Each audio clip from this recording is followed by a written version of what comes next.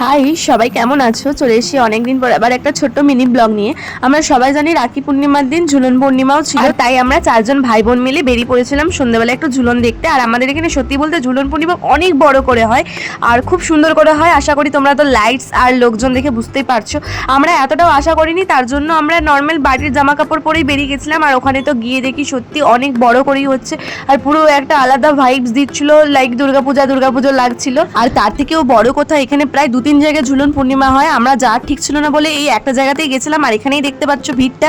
তার মধ্যে এরা দেখো ভূত সেজে ভয় দেখাতে চলে এসেছিল আর বাচ্চাগুলো সত্যি ওদেরকে দেখে ভয়ও পাচ্ছিল। আর এসব দেখে আমাদের ছোটবেলার কথা মনে পড়ছিল, কারণ আমরা ছোটবেলায় মাটি কাদা বালি সব তুলে এনে ছোট ছোট খেলনা দিয়ে ঝুলন সাজাতাম। আর এখনকার দিনে সেসব প্রায় উঠেই গেছে। তো তোমরা কারা কারা ছোটবেলায় ঝুলন সাজাতো অবশ্যই কিন্তু কমেন্টে আমাকে একটা হাই পাঠিও। আর সবশেষে আমরা চলে গেছিলাম পেট পুজো করতে, অর্ডার দিয়েছিলাম চাউমিন, মোগলাই আর চিকেন পকোড়া। আর তারপর তো আমরা ঘর ফিরে গেলাম। দেখা হচ্ছে নেক্সট ভিডিওতে। চলো টাটা।